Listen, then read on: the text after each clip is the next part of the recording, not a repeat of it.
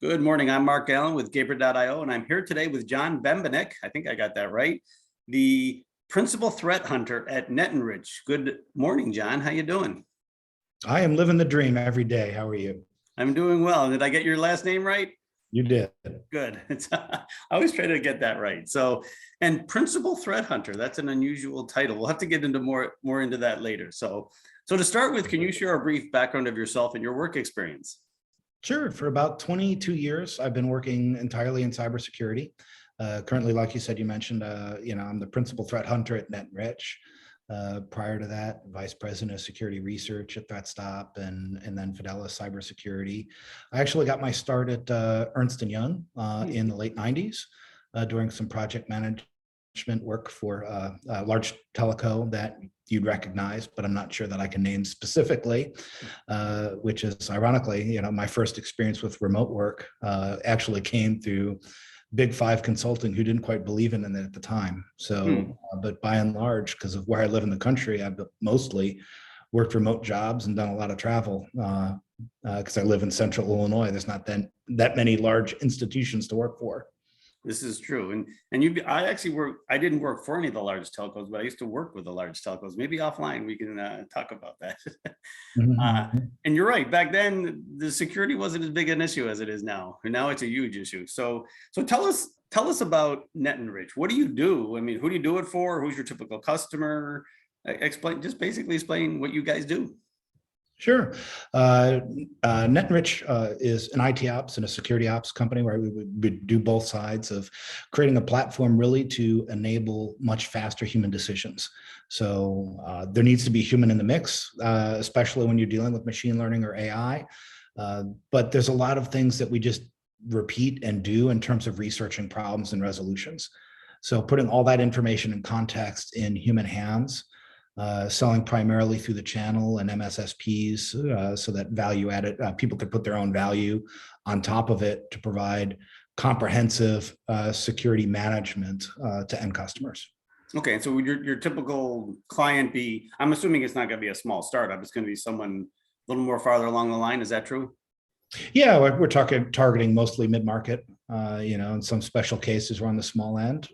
We have talked to large enterprises of names that you'd recognize.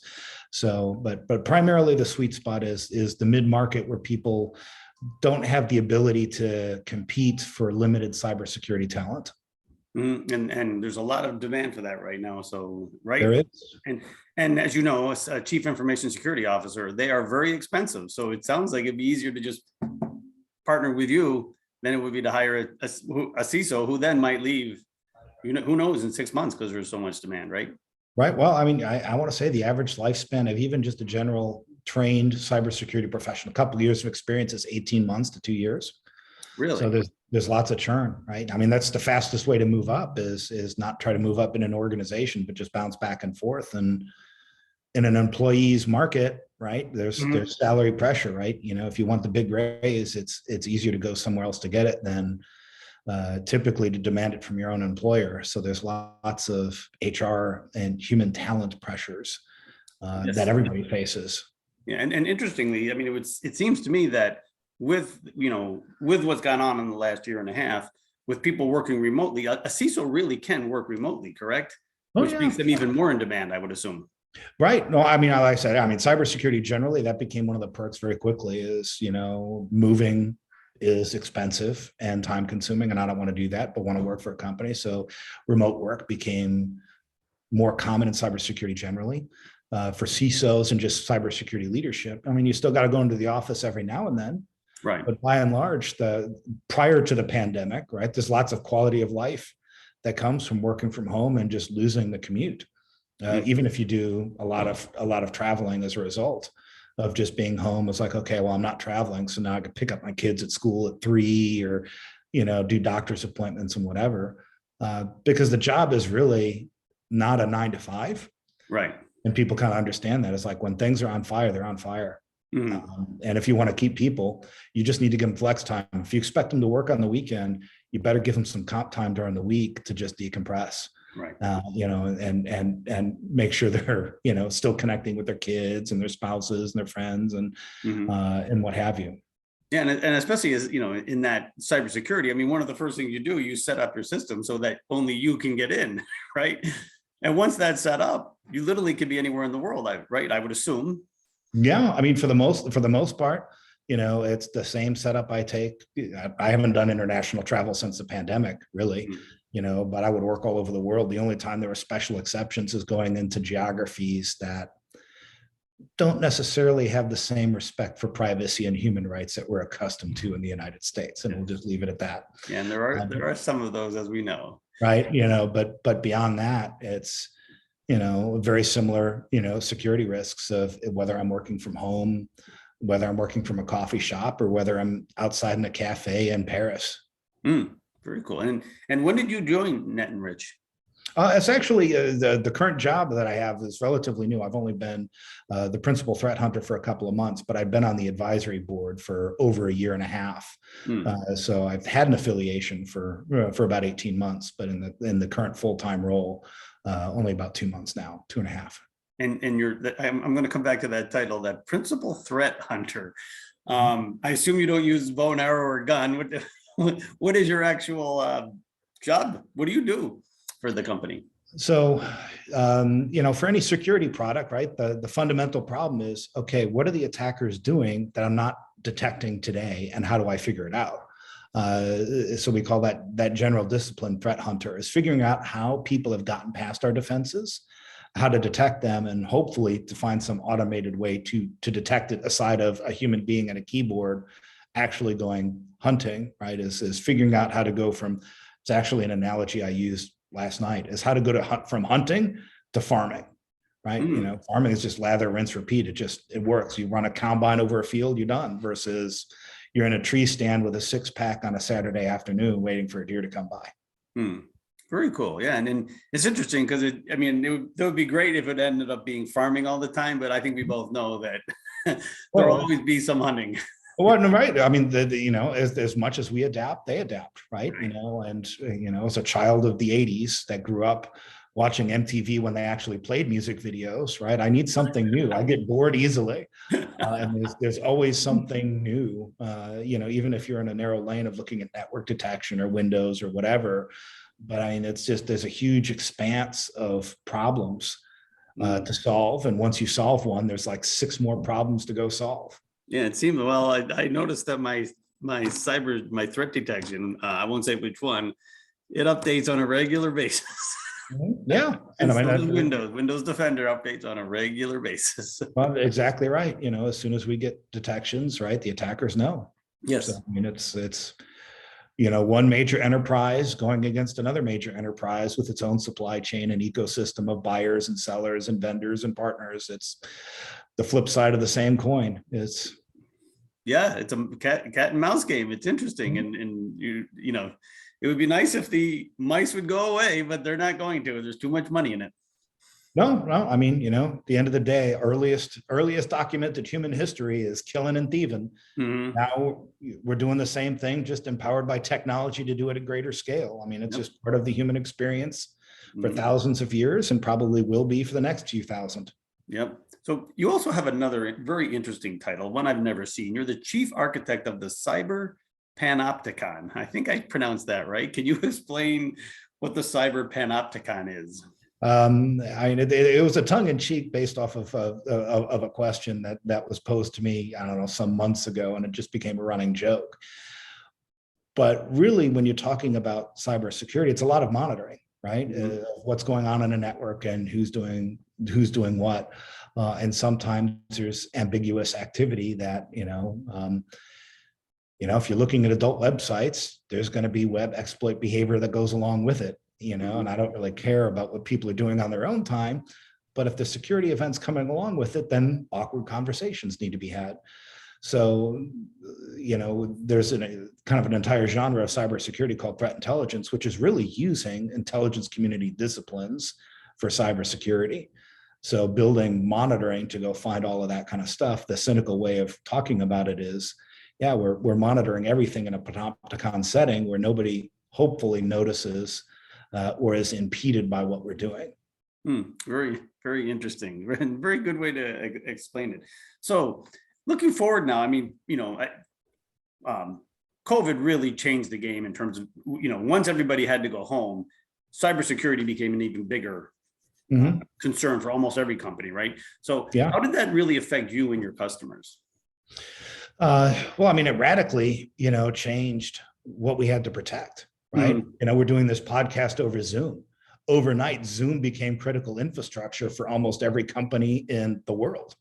Because now we need video conferencing. So companies had no experience with this. All of a sudden, we have to deal with that. And Zoom, to their credit, stepped up their game.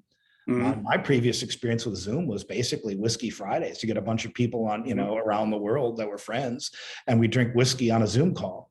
Yeah, I don't have to worry about the security of that, because the worst that somebody's going to see is that, I don't drink whiskey out of a plastic bottle anymore, right? It's like I like nice things. But now when you're talking about, hey, companies are actually exchanging thoughts on intellectual property over Zoom. Now it becomes a much bigger thing, right? Governments had problems with doing just governmental meetings and open meetings with people joining schools, right? With Zoom bombing and, and that's just one example, right?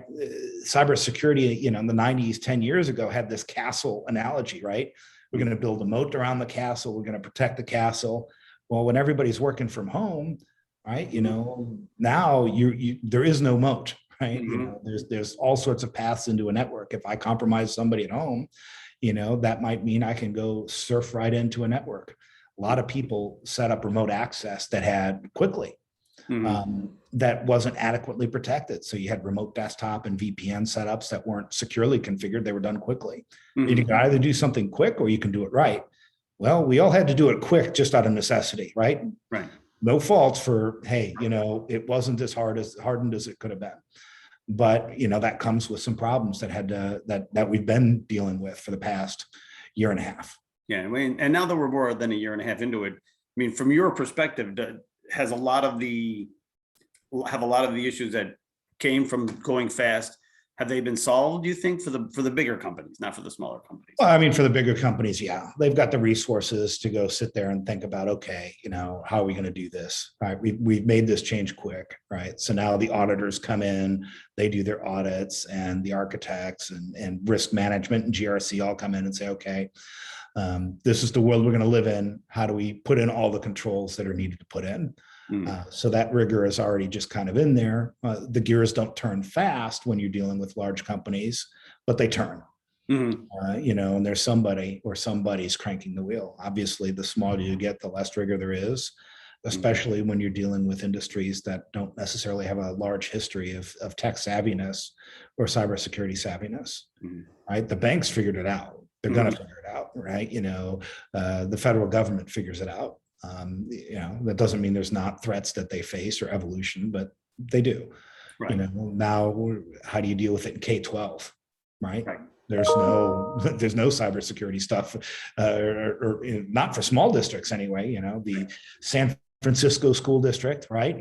They probably got a couple of guys, but I live in a rural part of the state. There's the IT guy, is the security guy, is the guy who deals with the printers and the phones. Right. So there's nothing that they can do. They just don't have the resources. So, they're often left behind. And that's the unfortunate reality, because we haven't figured out a way to help the have-nots, so to speak. Right. And I think that'll probably be coming over the next 5 years. And so that brings me, where do you think cybersecurity is going to go, over the next 3 to 5 years? The reality is cybersecurity is just dealing with a human propensity towards criminality. It's always been there. And we're adopting new technologies without really thinking about the risks. There's a growing awareness just in the past six to 12 months, where people are talking about machine learning, not in cybersecurity, but generally, right? As like facial recognition technology, that work pretty well for people like us, that just don't seem to work well with people with different skin tones. Really? I don't know if anybody's figured out why that is, but all of a sudden, facial recognition for Facebook, if it's wrong, who cares? Right. And that's really where a lot of machine learning is being developed, is in tech companies for advertising. When you start applying that in terms of policing, well, now you've got human rights concerns. Yep. and some regimes adopting it who really don't care about human rights. You adopt image processing for Facebook to recognize a cat or a dog. You put that into a self-driving car that might make a mistake. Oh, that pedestrian is a crosswalk. Well, now that pedestrian is a corpse, right? The costs are much higher because we're adopting technology that is inherently insecure and has an error rate. And sometimes those errors come with significant consequences, whether you're talking about self-driving cars or the power grid or medical technology that we're adopting more things into. Like I said, my grandfather now since passed, right? A pacemaker used to be a fairly simple piece of technology. Now there's Bluetooth this and all of the stuff to get medical telemetry off. That scares me because Bluetooth ain't terribly secure, and the cost of error is heart attack. Yep. Yeah, and there are people out there that are probably trying to break that. I mean, I'm sure, right? And because it's a way to eliminate part of the population. Right. I mean, if you think ransomware in terms of pacemakers, right? Why are hospitals being targeted with ransomware? Because the problem is measured not in lost intellectual property or downtime. The problem could be measured in dead bodies. At that point, right? What's the cost of a human life? Right. I mean, you probably shouldn't quantify it, but companies do. But if you did, it'd be much higher than downtime. Or, oh, my website is down, or I can't process credit card transactions for a couple hours, right? Versus I've just lost an entire floor of patients. Yes. So I mean, criminals get that, right? And they target appropriately. And we're creating our own dystopia. All of our sci-fi from the 80s, we're enabling it today. Yes, this is true. I think we're still a ways off from some of the things that people are really afraid of, whereas the machines take over.